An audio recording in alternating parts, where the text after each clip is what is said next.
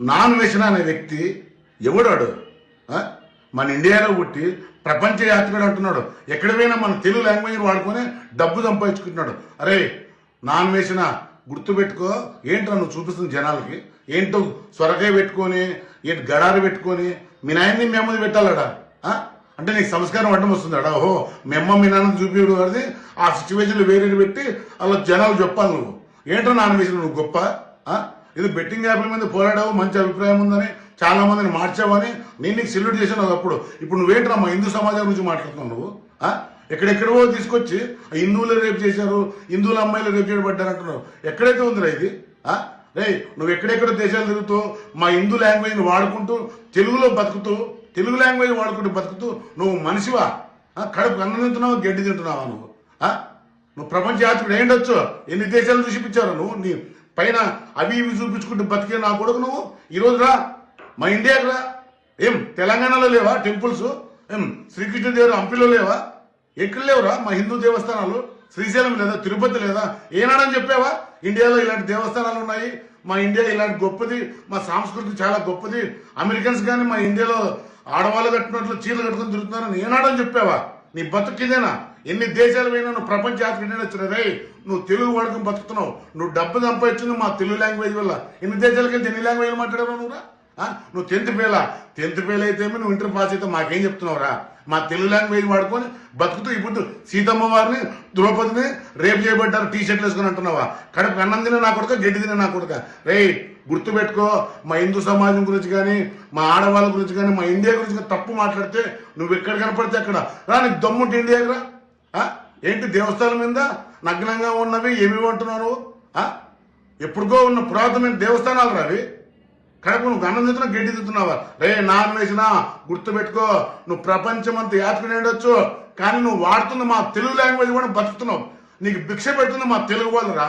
ఏ వీడియోలో పెడుతున్నావు? ఇంగ్లీష్లో, హిందీలో పెడుతున్నావు నువ్వు యూట్యూబ్లో. మా తెలుగు లాంగ్వేజ్ కదా. రే నీకు డబ్బు ఉండొచ్చురా, సంస్కారం ఉంది మాకు, గుర్తు పెట్టుకొని మాట్లాడు. మా ఇండియాలో చాలా గొప్ప దేవస్థానాలు ఉన్నాయి.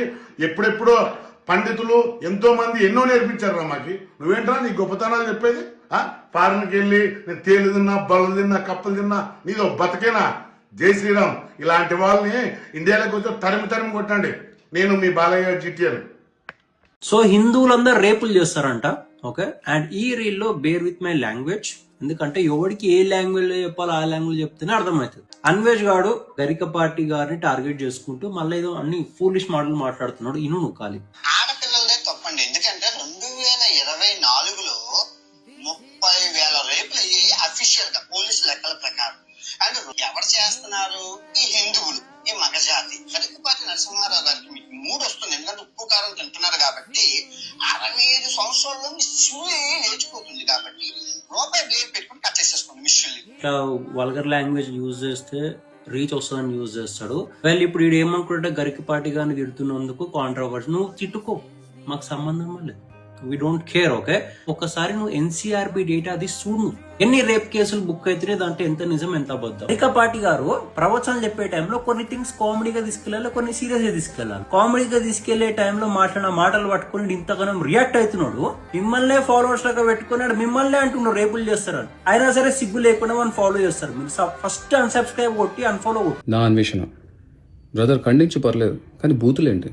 అది కూడా సొసైటీలో ఒక రెప్యూటెడ్ పీపుల్ని పట్టుకొని, ఒక మంచి చేసే వాళ్ళని, హిందూ ధర్మం మీద పోరాడే వాళ్ళని పట్టుకొని తిట్టడం ఏంటి? ఎన్నో సందర్భాలలో ఏదో రకంగా వచ్చి ఉంటుంది, ఏదో వీడియో వచ్చి ఉంటుంది, దాంట్లో ఒక లైన్ పిక్ చేసుకుని ఇలా మాట్లాడడం కరెక్ట్ కాదు, ఉమ్మడికి కరెక్ట్ కాదు. నీ పాయింట్ ఏమైనా ఉంటే మంచిగా చెప్పు, కానీ బూతులు తిట్టడం ఏంటి? అది కూడా పిచ్చి బూతులు బాగాలేదు. నిన్ను ఫాలో అవుతుండే, నిన్ను అడ్మైర్ చేస్తుండే, ఈరోజు నాకు అనిపించింది నిన్నే అడ్మైర్ చేస్తున్నా అని. అండ్ ఐమ్ అన్ఫాలోయింగ్ యూ అండ్ నేను రిపోర్ట్ చేస్తున్నా. మీరు కూడా నాలాగానే ఆలోచిస్తే మీరు కూడా అన్ఫాలో చేయండి, రిపోర్ట్ చేయండి.